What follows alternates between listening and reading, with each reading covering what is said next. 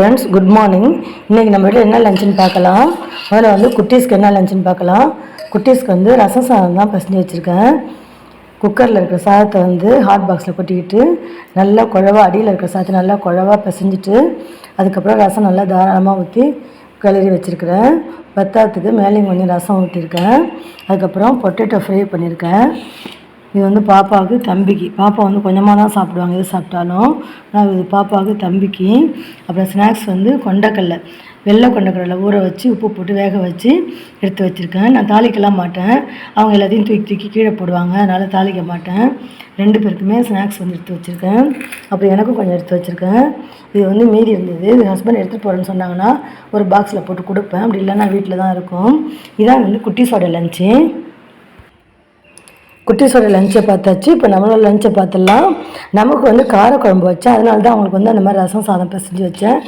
காரக்குழம்பு வந்து பாவக்காய், சுண்டைக்காய், அதுக்கப்புறம் கொத்தவரங்காய். இந்த எல்லா காயுமே உடம்புக்கு நல்லது. சுண்டைக்காய் வந்து வயிற்றுப்பூச்சிகள்லாம் அழிக்கும். கொத்தவரங்காய் நல்ல நார்ச்சத்து உள்ள காய். பாவக்காவும் ரொம்ப நல்லது. ஆனால் அந்த பசங்க எல்லாம் சாப்பிட மாட்டேங்கிறாங்க. பாவக்காவை ஃப்ரை பண்ணி கொடுத்தா பாப்பா சாப்பிடுவாங்க, அப்போ தம்பி சாப்பிட மாட்டார். நமக்கு இந்த 3 காயும் போட்டு காரக்குழம்பு வச்சேன். அப்புறம் வந்து ரசம் வச்சேன். ரசம் வந்து வழக்கத்தை விட பெரிய கிடத்தில் வச்சு அவங்களுக்கு தாராளமாக பிசைஞ்சு கொடுத்துட்டேன்.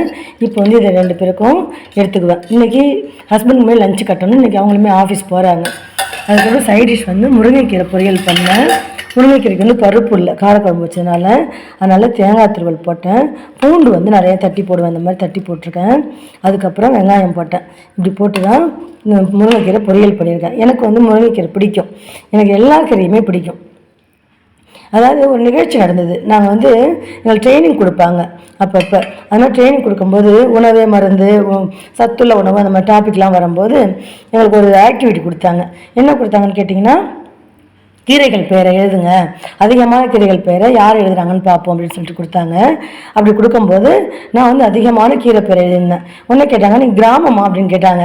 எனக்கு சிரிப்பு தான் வந்தது. ஏன் கிராமத்தில் இருக்கிறவங்களுக்கு தான் கீரை பேர்லாம் தெரியுமா, டவுனில் இருக்கிறவங்களாம் தெரியாதா?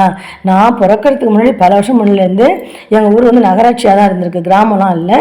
நமக்கு எது ஒன்று பிடிக்குமோ அதை பற்றி நம்ம நிறையா தெரிஞ்சு வச்சுருப்போம். அப்படி தான் நான் சொன்னேன், நான் கிராமம் இல்லை, ஆனால் எனக்கு கீரை பிடிக்கும், நான் நிறைய கீரை பேர் தெரியும்னு சொல்லி சொன்னேன். இதை உங்கள்கிட்ட ஷேர் பண்ணணும்னு நினச்சேன், அதுக்கு தான் ஷேர் பண்ணேன். அப்புறம் ஒயிட் ரைஸு, டிஃபனுக்கு வந்து இட்லி தான் ஊற்றினேன். பாப்பா ஒரு இட்லி தான் சாப்பிட்டு போயிருக்காங்க, தம்பி வந்து 2 இட்லி சாப்பிட்டு போனாங்க. இட்லிக்கு வந்து காரக்குழம்பு தான் தொட்டுக்கிட்டாங்க. இதுதான் வந்து இன்றைக்கி நம்ம வீட்டில் லஞ்சு. இந்த லஞ்சு உங்களுக்கு பிடிச்சிருந்தால் லைக் பண்ணுங்கள், ஷேர் பண்ணுங்கள், கமெண்ட்ஸ் பண்ணுங்கள். தேங்க்யூ ஃப்ரெண்ட்ஸ், பாய்.